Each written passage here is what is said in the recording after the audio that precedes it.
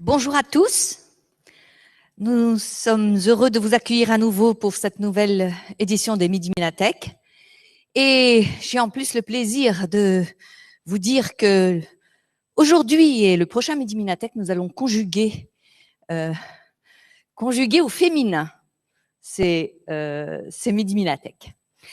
En effet, donc, vendredi prochain, le 25 juin, nous allons accueillir Emmanuelle Poliac-Vaujour, qui est responsable scientifique du département système au LETI, au CEA, et elle nous propose de nous parler de l'optimisation énergétique dans les métiers des systèmes microélectroniques et des objets connectés. Alors, ça intervient au niveau des capteurs, des systèmes de télécommunication et de la cybersécurité. Et elle aura l'occasion, à cette occasion, elle veut en profiter aussi pour apporter un éclairage sur le positionnement du chercheur face aux exigences technologiques du tout numérique et sa combinaison subtile avec l'économie d'énergie, l'efficacité énergétique, etc. Voilà, donc j'espère vous retrouver vendredi prochain. Mais aujourd'hui, nous avons le plaisir effectivement d'accueillir Aurélie Cattel, donc qui est maître de conférence à Grenoble INP et qui est rattachée au laboratoire PACT.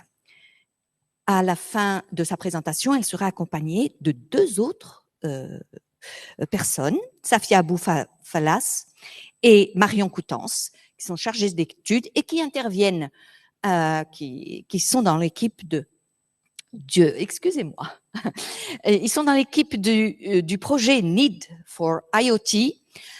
Et aujourd'hui, Aurélie nous propose de parler de l'interdisciplinarité dans les projets collaboratifs à travers ce projet-là qui concerne la nanoélectronique durable. Aurélie, la parole est à toi. Juste une seconde pour enlever le masque. Merci au Midi Ménatech de nous recevoir aujourd'hui pour parler donc de ce projet Need for IoT. Je vais vous présenter aujourd'hui les résultats d'une recherche qui a été menée donc avec Marion et Safia. Et qui porte effectivement sur ces questions d'interdisciplinarité dans ce contexte de la nanoélectronique durable.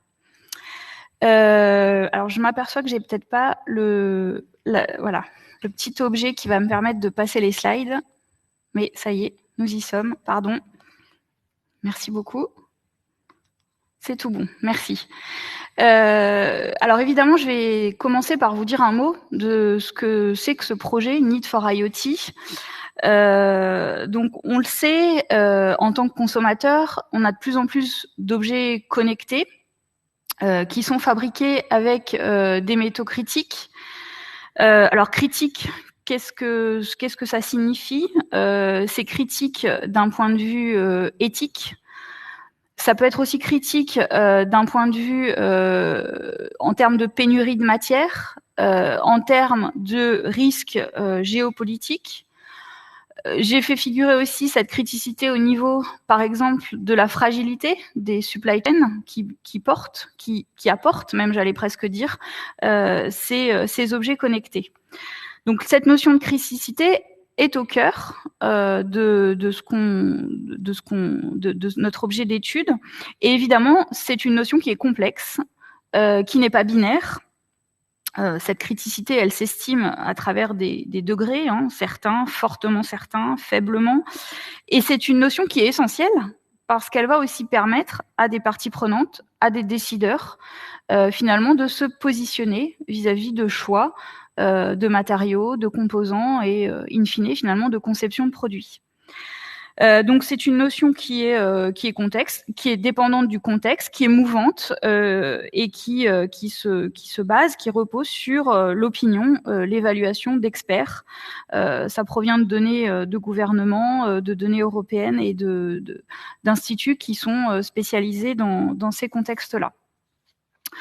Donc sur la base finalement de cette question, un consortium de chercheurs s'est réuni pour travailler sur cette question de la nanoélectronique durable, des chercheurs en sciences dures, dites dures, et des chercheurs en sciences humaines et sociales pour travailler sur ce problème. avec cette ambition qui est d'essayer de développer des approches technologiques et sociétales pour l'Internet des objets.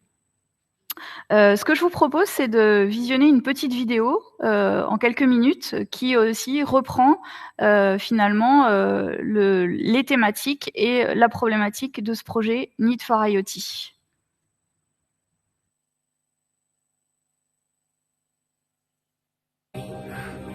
Whether at home, at work or on the move, connected objects are increasingly present to make our lives more convenient. This trend is growing rapidly. These highly resource-intensive products require critical materials which extraction, manufacture and end of life cause environmental impacts and ethical concerns. Therefore, making the growing production of those objects viable and sustainable is a major ecological, social and economical stake. The Need for IoT project has been launched as an answer to anticipate and support a sustainable transition in the nanoelectronics industry, integrating an economic, ethics and geopolitics analysis. How? By developing technologies and methodologies aiming to use considerably less or even by substituting critical materials while meeting the industrial requirements in performance, physical properties or durability. Our approach is global, from the material to the system, and includes the stakeholders of the entire value chain. From this point of view, and in collaboration with industry actors, the project is composed of 4 research areas.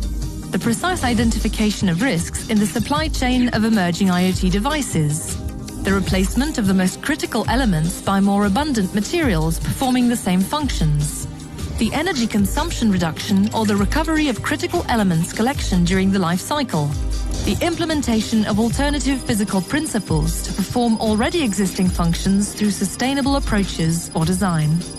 This project aims to think differently the design, manufacture and use of electronic devices, opting for critical material savings, anticipating any key material supply disruption or raw material value and regulations changes, and integrating these new practices among the nanoelectronics ecosystem. Check out the Need for IoT website to learn more about the project and its multiple partners. need.univ-grenoble-alpes.fr.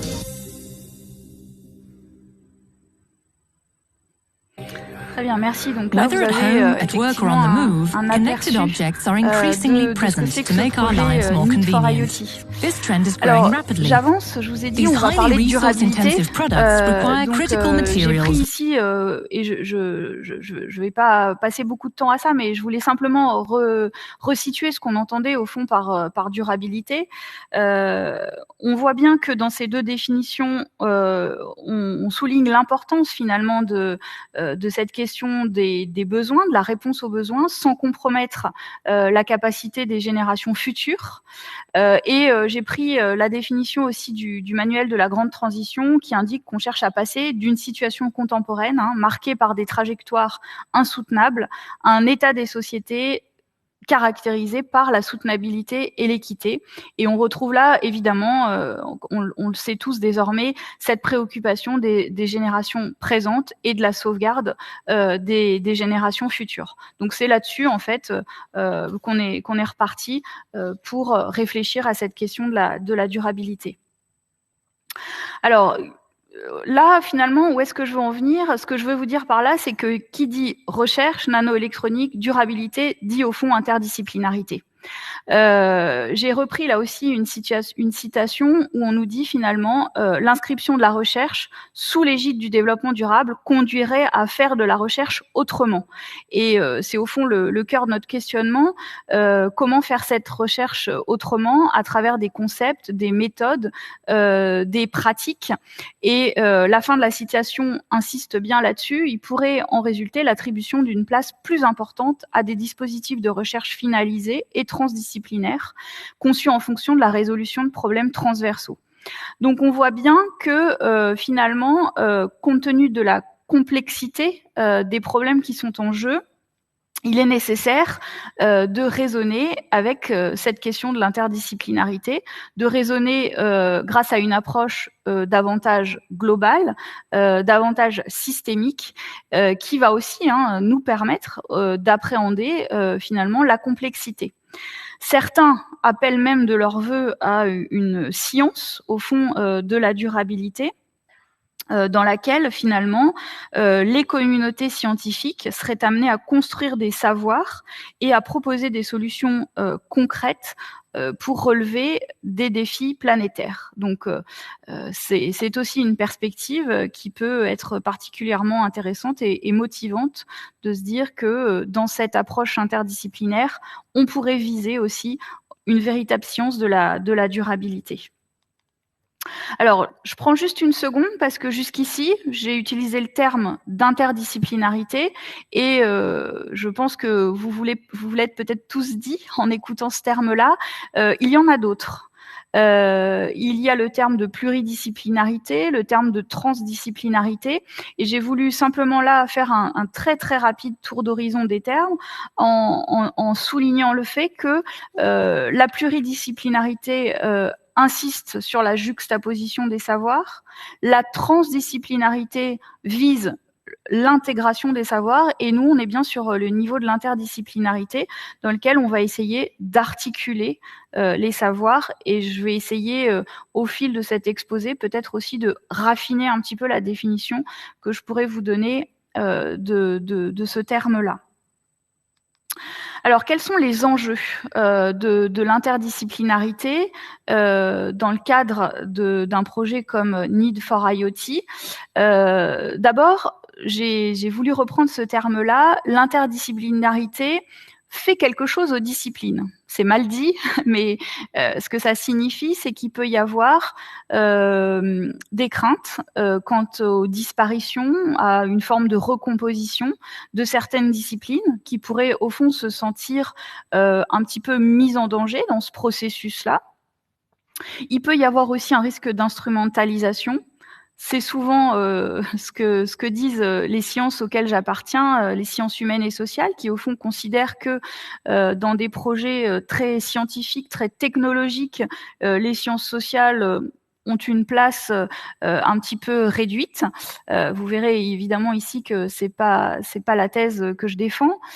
Donc l'interdisciplinarité, elle fait quelque chose aux disciplines qui sont impliquées dans ces processus. La deuxième chose que je voulais souligner, c'est au fond pourquoi on fait de l'interdisciplinarité. Et là, ça me permet de revenir sur le fait que cette interdisciplinarité, ces dernières années, est le fruit d'une demande sociale, mais c'est aussi le fruit de la logique par projet, de la logique projet qui s'est développée ces dernières années par le biais notamment de l'ANR, que nous connaissons tous, l'Agence nationale de la recherche, qui a encouragé évidemment cette façon de faire de la recherche. Les gouvernements, l'Europe encouragent cette façon de faire et attend au fond des retombées qui sont des retombées socio-économiques, un discours politique au fond qui insiste beaucoup sur la logique d'innovation qui serait inhérente à cette logique projet. Donc depuis la fin des années 90-2000, eh bien, c'est un appel à la généralisation d'un mode de production des connaissances que les experts appellent mode 2, dans lequel finalement la recherche s'est structurée non plus autour des disciplines, ou plus seulement autour des disciplines, mais bien autour de problèmes à résoudre, le changement climatique, la lutte contre le cancer ou d'autres encore. Donc ça, c'est un élément qu'il faut avoir en tête. Ensuite, comment on fait de l'interdisciplinarité? Je pense que c'est une question auquel tous ceux qui sont dans ce type de projet, voilà, on se pose tous la question. L'idée, évidemment, n'est pas d'embrasser seul le problème sous tous ses aspects, mais bien d'essayer de mettre en place des collaborations qui permettent de définir un objet de recherche. Un objet de recherche qui soit le fruit d'un dialogue entre les disciplines. Donc, c'est le fruit d'un travail collectif et c'est aussi le fruit d'un collectif de travail. Et derrière cette inversion de termes, il ne se joue pas seulement un jeu de mots. On a bien le fruit d'un travail collectif, c'est-à-dire des disciplines qui vont entamer le dialogue, mais aussi un collectif de travail, c'est-à-dire des gens qui, sur un temps assez long, prennent au fond l'habitude de travailler ensemble et finissent par se comprendre. Hein. On verra que c'est aussi ça qui est en jeu. Donc je reviens finalement sur ma définition. L'interdisciplinarité, c'est bien faire travailler ensemble des personnes de diverses disciplines. Chaque personne conserve évidemment le champ de disciplinaire qui est le sien, mais il y a un dialogue durable qui s'instaure entre les différentes parties prenantes. Alors, j'ai été un petit peu longue dans cette introduction. Je vais en venir maintenant, finalement, à ce qu'on a fait dans le cadre de ce projet Need for IoT. Nous nous sommes servis du projet Need for IoT comme un terrain, comme les sciences sociales l'entendent. C'est-à-dire que nous avons eu la volonté aussi de regarder, pendant que nous étions en train de le faire, ce qui se passait dans ce projet pour développer cette interdisciplinarité, avec une idée en tête, une question en tête, quels sont les leviers et quels sont les freins dans cette recherche interdisciplinaire. Alors, nous avons développé une méthodologie qualitative avec des entretiens que l'on appelle semi-directifs, c'est-à-dire en partie guidés. Nous avions des questions. Nous avons réalisé une trentaine d'entretiens, 27 pour être précis, avec les porteurs de projets, le chargé de projet, les doctorants, les chercheurs, les enseignants-chercheurs impliqués dans ce projet, qui couvrait, comme vous le voyez sur cette slide, 7 disciplines: matériaux, physique, physique-chimie, mécanique, éco-conception et des sciences humaines et sociales, sciences de gestion et sociologie. Nous avons aussi réalisé des observations que l'on appelle directes ou participantes. On pouvait quelquefois être impliqué dans les réunions en question. C'est ce que recoupe ce terme d'observation participante. Nous avons observé des comités de pilotage, notamment, pour voir ce qui se jouait de ce point de vue-là. Et donc, je vais vous présenter les résultats de cette étude. Qu'avons-nous trouvé, au fond, lorsque nous nous sommes intéressés à ces questions ?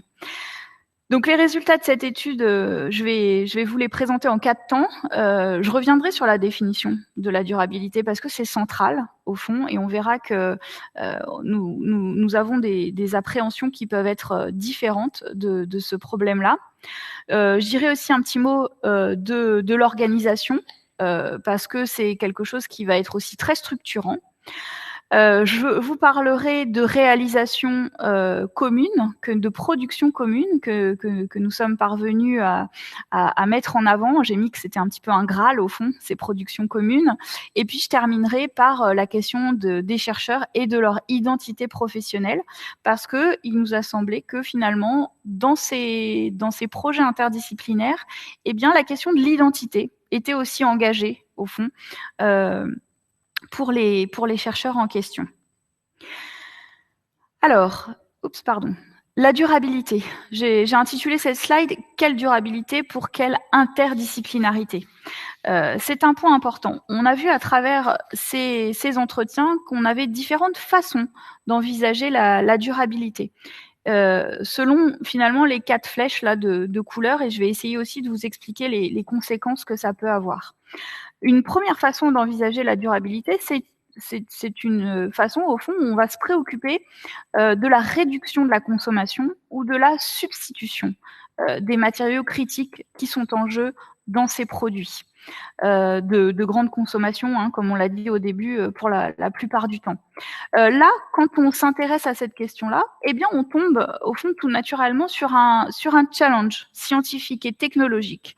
Peut-être le mot est-il un peu faible, parce qu'on tombe aussi sur de véritables verrous technologiques.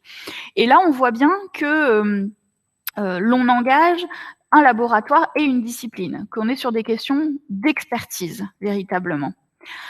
Après, on a une deuxième façon d'envisager la question, au fond, où on s'intéresserait à la réduction de matières premières, mais qui seraient polluantes, par exemple. Donc, on mettrait en jeu non seulement des questions de réduction de matière, mais aussi des questions, par exemple, de pollution, donc de sécurité, donc de santé. Et là, on voit bien qu'on engage plusieurs laboratoires et plusieurs disciplines. On a ensuite un troisième niveau, qui est le niveau de la renouvelabilité ou de la recyclabilité. Les mots sont pas très jolis, mais voilà. Et on voit bien que là, ce sont des questions d'éco-conception que l'on adresse. Et là aussi, eh bien, nous sommes à l'échelle de plusieurs laboratoires et de plusieurs disciplines. Et puis, le dernier niveau, au fond, on peut envisager la durabilité aussi sous l'angle de la sobriété. C'est-à-dire que sont concernées ici des questions proprement culturelles, de comportement. On voit bien là que pour aborder cette question, il faut travailler à l'échelle de plusieurs laboratoires, de plusieurs disciplines, et que au fond, ce qui s'engage là, c'est un véritable débat qui est d'une nature davantage sociétale ou politique. Et donc, à travers les entretiens que nous avons pu mener dans ce projet, eh bien, on retrouve ces différentes façons d'envisager la durabilité. Derrière ces façons d'envisager la durabilité et donc l'interdisciplinarité, on peut voir apparaître une durabilité qu'on pourrait qualifier de faible, dans laquelle on envisage finalement l'environnement comme extérieur aux humains et dans lequel on envisage un progrès technique qui peut continuer à se déployer et en tout cas un environnement qui est davantage considéré comme un objet, un ensemble de ressources répondant aussi à nos besoins, à des besoins humains. Et puis, au fil de ces définitions, et notamment lorsque l'on va évidemment vers la question de la recyclabilité ou encore mieux de la sobriété, se cache finalement un paradigme de durabilité qu'on pourrait qualifier de forte, une durabilité forte, dans lequel l'environnement serait ici considéré comme une fin en soi, aurait une valeur intrinsèque et dans laquelle finalement nous passerions davantage de verrou technologique, d'un débat technique à un véritable débat éthique et politique.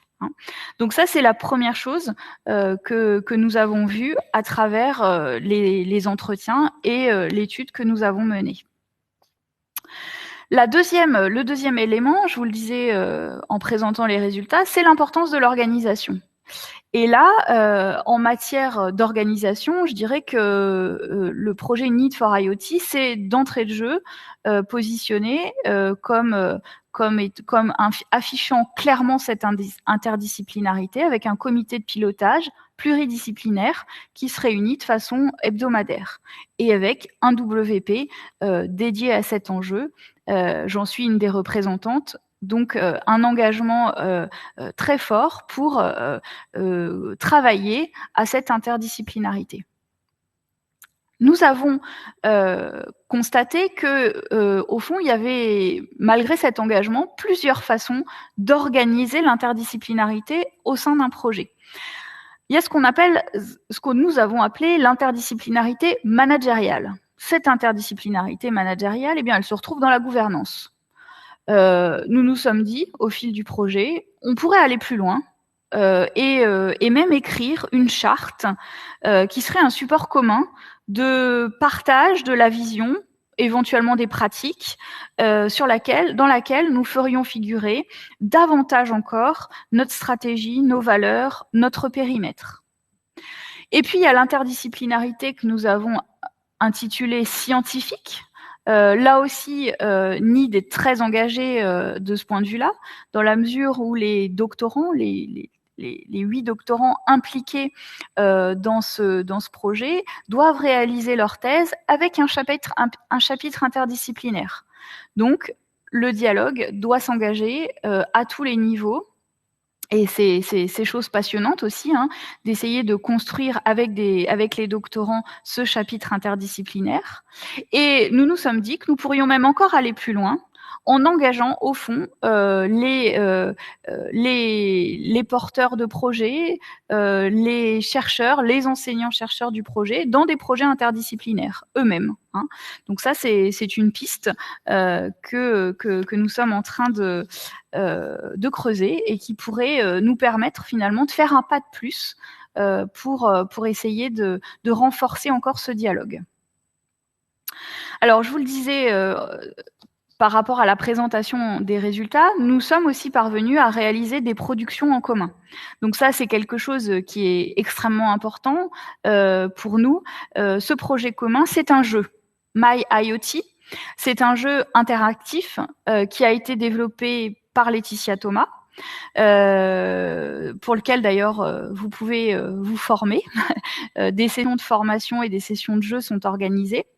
Et ce jeu, il a pour objectif vraiment d'adopter une vision d'ensemble de l'industrie, de la micro et la nanoélectronique à travers des étapes du cycle de vie d'un smartphone et la prise de conscience des impacts écologiques et sociaux associés. Alors, ça a la plus grande importance pour nous. Pourquoi ?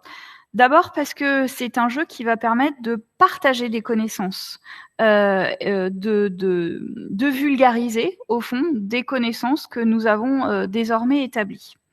C'est particulièrement important parce que cela va permettre aux participants de découvrir ou d'aller plus loin dans la découverte des impacts écologiques et sociaux de la chaîne d'approvisionnement, de la micro et de la nanoélectronique à chaque étape du cycle de vie.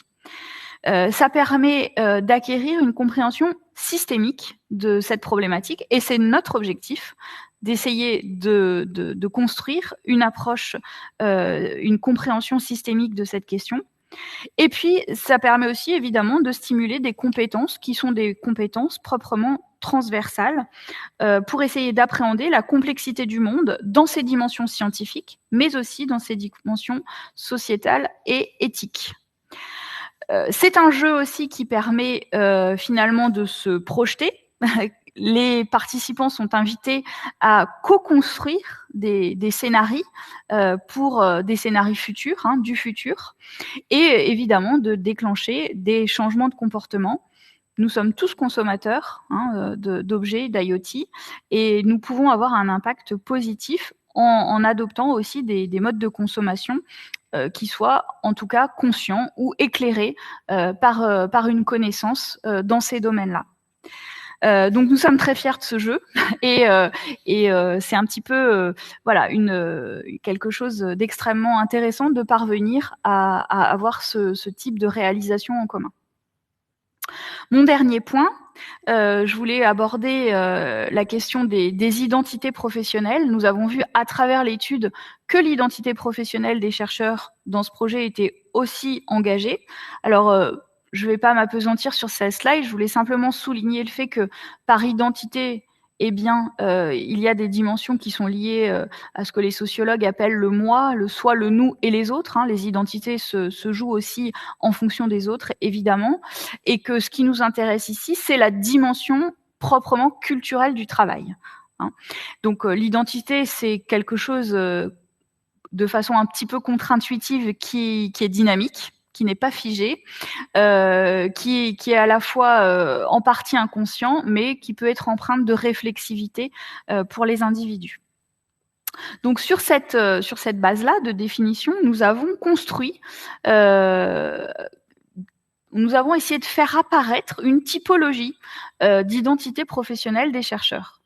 Alors, comme on le dit en sociologie, ce sont des idéotypes. Ce ne sont pas des identités qui existent par principe. Évidemment, il peut y avoir des mélanges. Certains peuvent se reconnaître à l'intersection de plusieurs identités, mais c'est pour aider à raisonner. Voilà. Alors, on a mis à jour plusieurs types d'identités en s'inspirant aussi de travaux qui existent déjà dans ces domaines-là. On a mis en évidence l'identité de ce qu'on a appelé l'académique, dont l'ancrage est dans le monde académique, qui tire sa légitimité de la publication. Et dans cette perspective, eh bien, la façon d'agir est plutôt un mode, le mode compétition, qui est, je dirais, encouragé assez naturellement par cette façon de faire, et qui fait carrière en réponse aux institutions institutionnelles. On a mis à jour un deuxième type d'identité, ce qu'on a appelé le technologue. Lui va être intéressé, passionné par le défi technologique. Sa légitimité, c'est d'être pionnier, c'est d'avancer dans un domaine, de défricher et de parvenir à avoir des résultats. Pour cela, il faut être en compétition, mais pas seulement. Il faut aussi coopérer avec d'autres laboratoires dans d'autres universités. On a mis ensuite en évidence un troisième type, ce qu'on a appelé l'entrepreneur en réseau, qui va négocier, tirer profit d'opportunités, dont l'intérêt va se porter sur la mise en réseau des individus, sur la mise en réseau des gens pour construire finalement des passerelles entre laboratoires, éventuellement entre disciplines. Tous ces types, si je puis dire, vous voyez, font carrière en réponse aux incitations institutionnelles. Ensuite, on a mis en évidence le profil du pédagogue, celui qui va être davantage intéressé par les questions liées aux formations, à la transmission, au dialogue, et donc qui finalement se reconnaît au fond, et s'identifie à l'enseignant, dont l'objectif est la transmission des connaissances. Et puis, on a voulu mettre en évidence un dernier type d'identité qu'on a appelé l'ambidextre, qui est à la fois ancré dans sa discipline, mais qui veut en sortir, en quelque sorte, qui veut relier des disciplines, qui va être extrêmement motivé par l'apprentissage, la découverte, et qui n'est pas toujours récompensé d'un point de vue institutionnel, et qui est donc un petit peu affranchi de ces règles-là pour mener sa carrière. Voilà, donc là encore, ce sont des identités de type. L'idée est simplement que ça nous amène à réfléchir et à avancer dans cette question de l'interdisciplinarité. Alors, pour conclure, j'aimerais vous dire un mot d'un terme qu'on n'emploie pas très souvent, qu'on n'utilise pas si souvent que ça, qui est le terme de sérendipité. Alors, je vais vous expliquer pourquoi j'ai choisi ce terme-là et que j'ai envie de le mettre en avant dans cette conclusion. D'abord en disant que, effectivement, au fil des mois de travail sur cette question de la nanoélectronique durable, nous sentons bien tous que nous sommes en train de sortir, ou qu'en tout cas nous déployons des efforts intellectuels, mais pas que, pour sortir de l'époque de l'Anthropocène, c'est-à-dire en gros la manière dont depuis 2 siècles les activités humaines transforment les équilibres planétaires et mettent en danger les milieux vivants. Et qu'il nous faut désormais construire une perspective, des modèles technologiques, économiques, sociaux qui soient davantage cohérents avec le respect de l'environnement. Alors, quels sont finalement les éléments sur lesquels on pourrait conclure pour le faire ?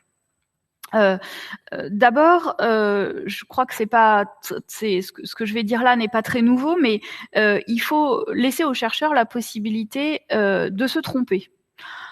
C'est un classique que de le dire, mais il faut laisser aux gens la possibilité de faire des erreurs. C'est la condition sine qua non pour l'innovation.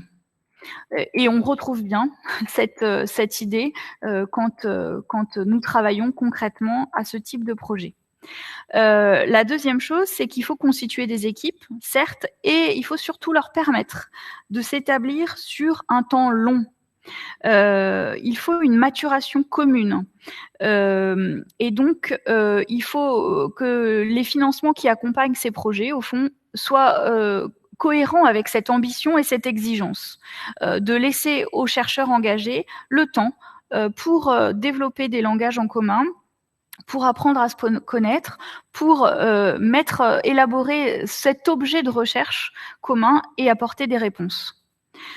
Il faut savoir prendre des risques, sortir des sentiers battus, et il est vrai que dans ce domaine-là, le modèle de financement par projet qui exige des résultats, des échéances, des livrables, ne favorise pas nécessairement l'exploration de nouvelles thématiques ou de nouvelles méthodologies dont les débouchés scientifiques seraient nécessairement incertains. C'est la condition de l'innovation.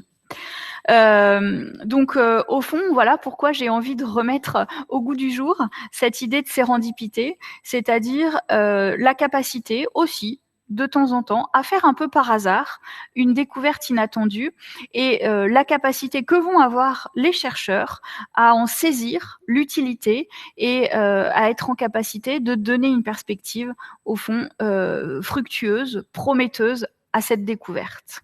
Voilà, j'en ai terminé. Je vous remercie beaucoup pour votre attention.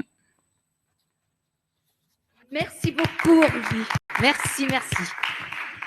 Et aujourd'hui, on a quelques personnes dans la salle. vraiment parce qu'ils font partie du projet. Et vous avez eu l'occasion d'entendre des applaudissements. Avant de passer aux questions, je vais vous dire que la semaine prochaine, on a enfin... Alors oui, on me dit, va devant la caméra, oui, voilà, je suis là.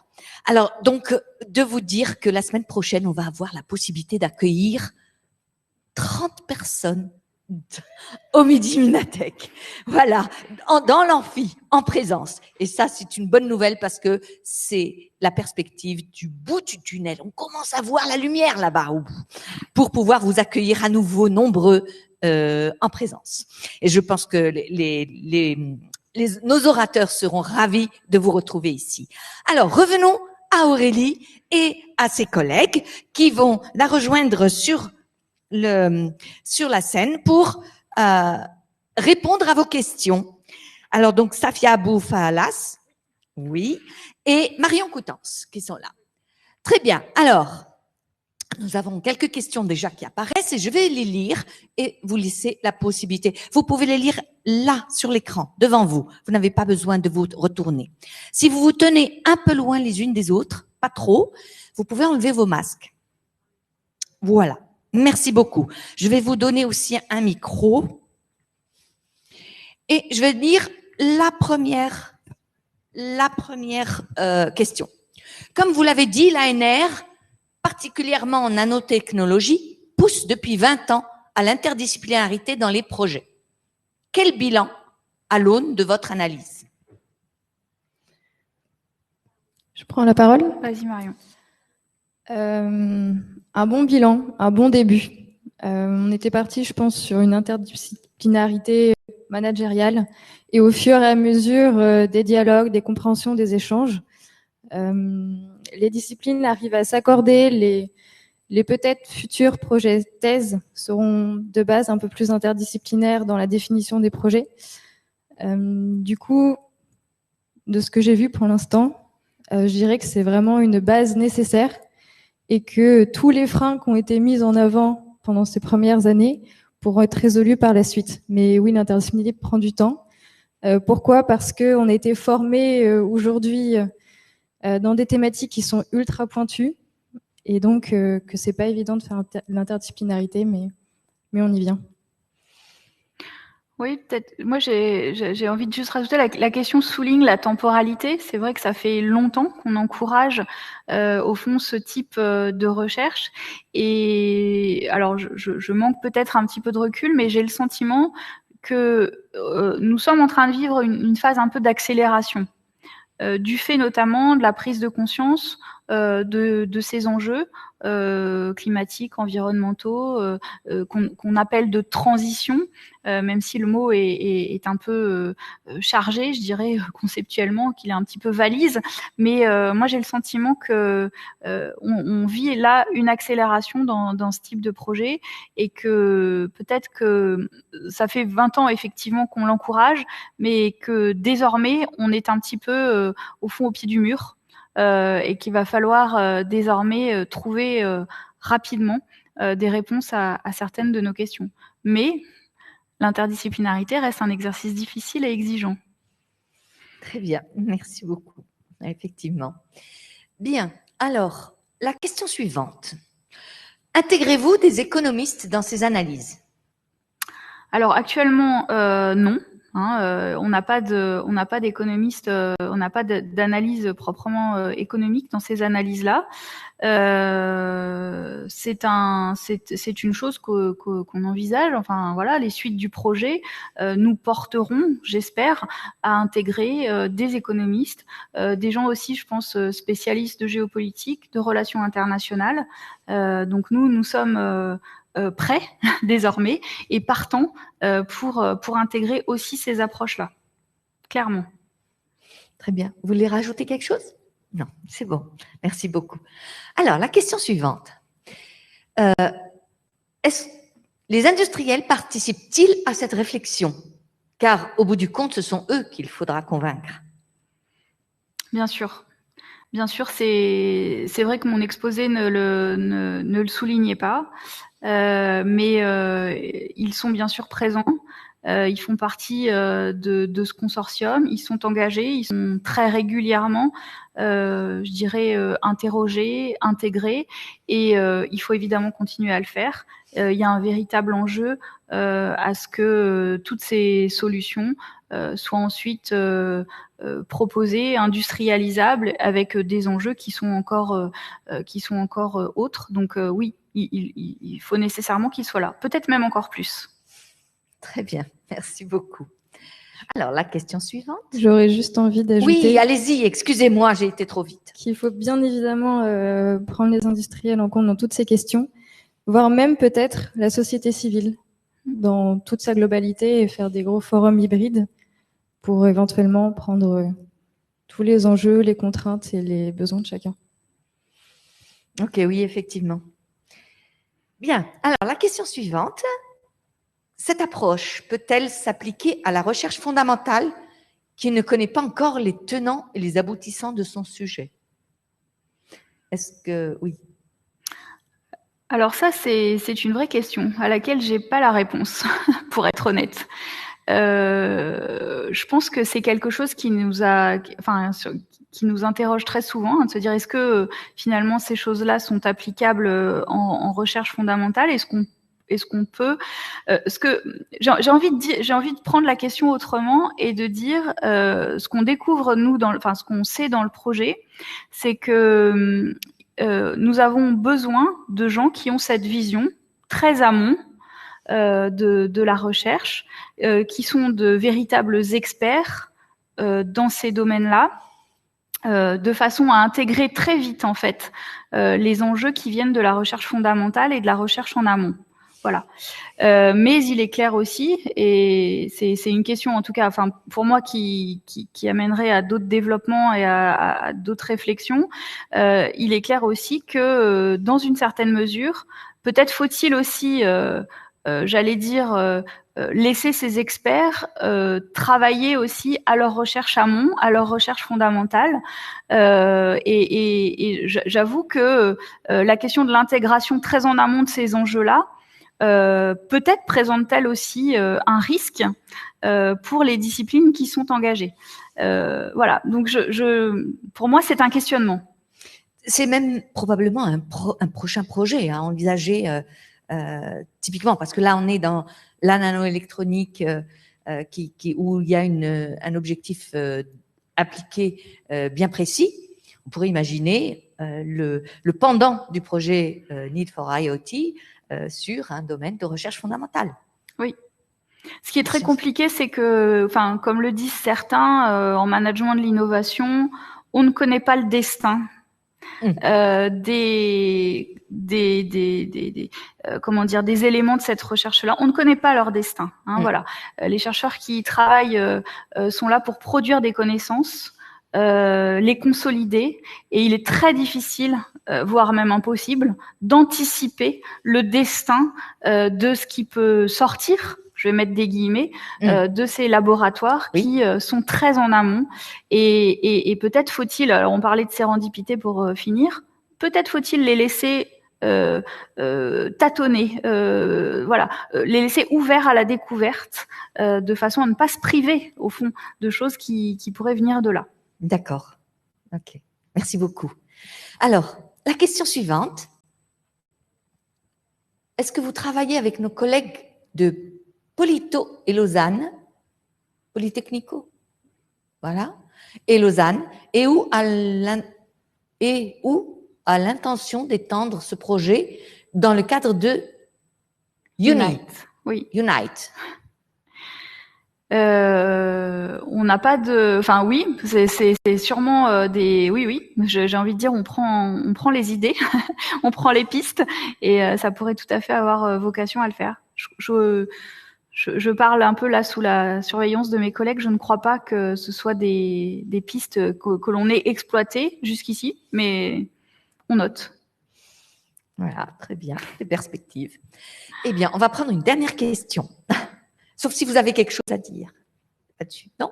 Voilà. Alors, par rapport au profil de chercheur présenté sur la planche 13, j'ai l'impression que chaque chercheur est un mélange de des 5 profils décrits. Effectivement, c'est ce que vous avez dit, peut se positionner à l'interface. Le chercheur académique, certes, publie, mais a besoin d'être pionnier pour que ses travaux comptent. Il est pédagogue en encadrant et formant des thésards, etc. Alors, comme on l'a précisé au début, ce sont des identités qui sont perméables. Donc, par exemple, un académique pourra se trouver à l'intersection d'un technologue. Mais en fait, on a vraiment fait ces 5 idéotypes parce que c'était les identités qui ressortaient le plus. Donc, comme on l'a dit, ce ne sont pas des identités qui sont figées. Au contraire, ce sont des identités mouvantes. Ouais, tout à fait. Et c'est vrai qu'on a aussi, dans la vie d'un enseignant-chercheur, d'un chercheur, il y a aussi effectivement, comme le souligne la question, différentes casquettes à différents moments de sa carrière, de sa vie, ou j'ai envie de dire même à l'échelle simplement d'une semaine, où on peut changer de casquette régulièrement.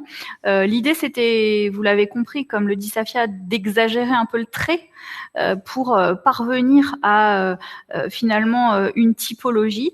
Mais voilà, tout ça est assez mouvant. Et au fond, enfin, qu'est-ce qu'on a voulu faire aussi par là? Et c'est quelque chose qu'on peut aussi souligner, c'est que au fond, c'est, vous savez, ce type qu'on a appelé ambidextre, de celui qui va sortir de sa discipline, qui va essayer d'aller à l'extérieur, de faire des ponts, voilà. Eh bien, j'ose le dire, mais peut-être n'est-il pas assez aussi valorisé, incité dans nos instances académiques, universitaires, et que c'est aussi lui qui des fois fait des ponts. Voilà, donc encourageons les ambidextres. Très bien, merci. Bien, eh bien, écoutez, on arrive à la fin de cette session de Midi Binatech et je voudrais vous remercier encore pour votre présentation et d'avoir partagé avec nous l'expérience que vous avez eue dans ce projet. Il y a beaucoup de questions encore qui sont sur le site, elles vont vous être transmises. Il y a aussi des merci, des remerciements pour votre présentation. Donc les questions, vous pourrez y répondre. Je suis désolée, on est obligé d'arrêter. Alors donc je vous remercie à nouveau et je vais conclure pour vous rappeler que nous nous retrouvons la semaine prochaine pour écouter Emmanuel Poliac-Vaujour sur le problème de l'optimisation de l'énergie énergétique dans les systèmes de microélectronique. Donc, je serai ravie de vous retrouver. À bientôt. Merci.